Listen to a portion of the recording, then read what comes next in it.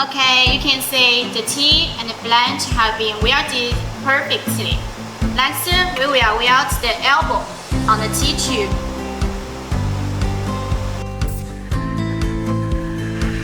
Okay, you can see we already fixed them together simply.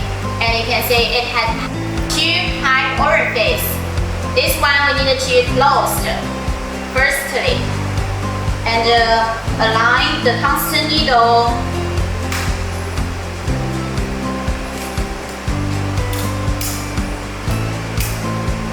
Fill the onion gas into the pipe. Did you why?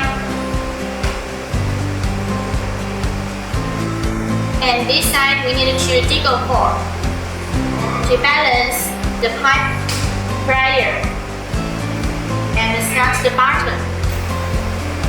Okay.